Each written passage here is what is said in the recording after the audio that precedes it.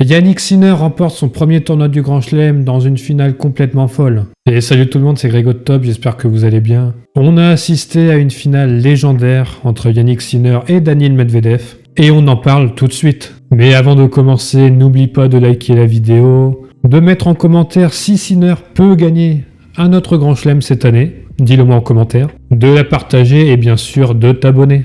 C'est gratuit et moi ça me soutient.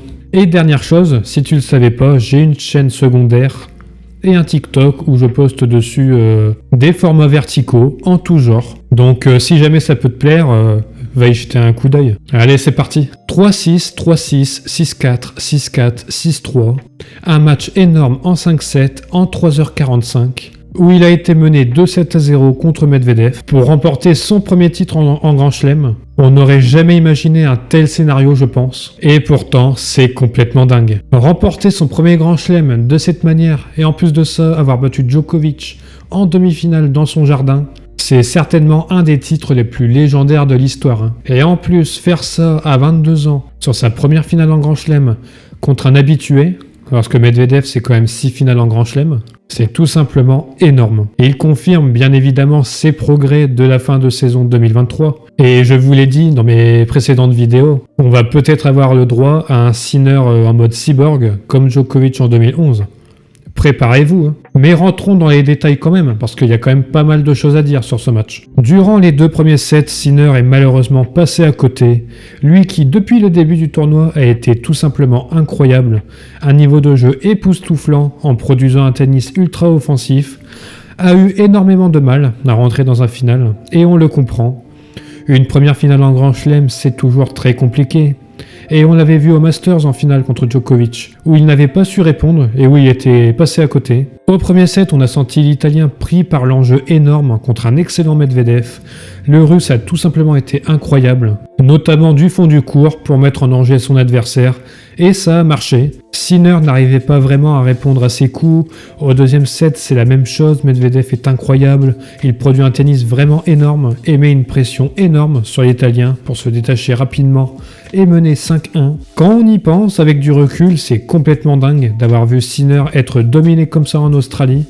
L'Italien revient quand même en fin de set, mais le Russe le remporte assez facilement. Sur ces 2 premiers sets, un Sinner qui passe à côté de son match, qui ne produit pas le tennis qu'il a produit depuis le début de la quinzaine, contre un Medvedev qui étonnamment joue incroyablement bien, qui est partout, qui se procure beaucoup d'occasions, qui semble assez frais alors qu'il a plus de 20 heures dans les jambes. Au 3e set, la balance commence à basculer du côté de Sinner.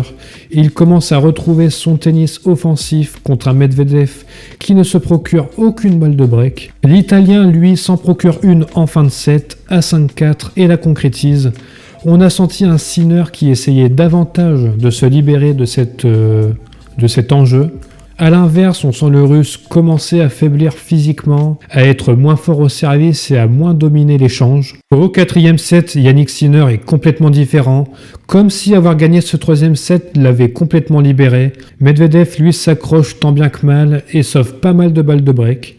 À 3-3 au 4e, Medvedev se procure une balle de break que Sinner sauve d'un ace. À 5-4, encore une fois, le Russe est sous pression sur son service, pendant que l'Italien l'attaque de tous les côtés, et il craque. On aura le droit à un 5e set. Pour Medvedev, les fantômes de la finale de l'Australie en 2022 ressurgissent. Lui qui avait mené 2-7-0 et qui avait eu 3 balles de break consécutives au 3e contre Nadal. Surtout, on sent que le Russe, physiquement, est sur un fil, à la différence de Sinner qui est maintenant bien rentré dans sa finale. Et ça se confirme au 5e set, Sinner fait vite le break contre un Russe qui n'est plus vraiment présent durant cette finale. Il résiste tant bien que mal, mais l'Italien est redevenu imprenable.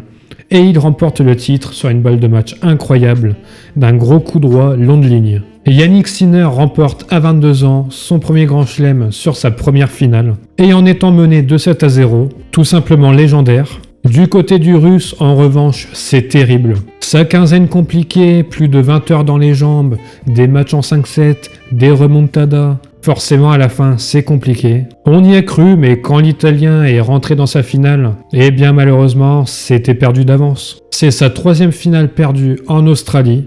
sa deuxième en ayant mené 2-7-0. Dans sa tête, ça doit être tellement dur. Est-ce qu'il gagnera ce tournoi un jour, lui qui à chaque fois est très proche? Andy Murray a bien fait 5 finales en Australie, sans succès. Alors est-ce que Medvedev peut le faire? Dites-le moi en commentaire si vous le voyez un jour gagner le tournoi. Ça peut être super intéressant. Alcaraz, 20 ans, 2 grands chelems.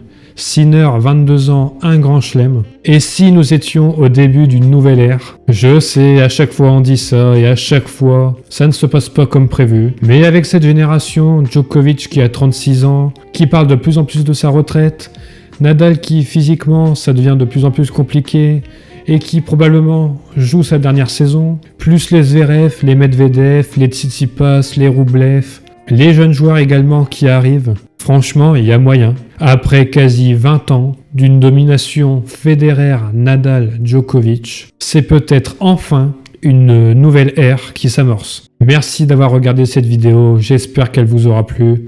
Si c'est le cas, vous connaissez la chanson. Et on se retrouve très bientôt pour de prochaines vidéos. Allez, salut!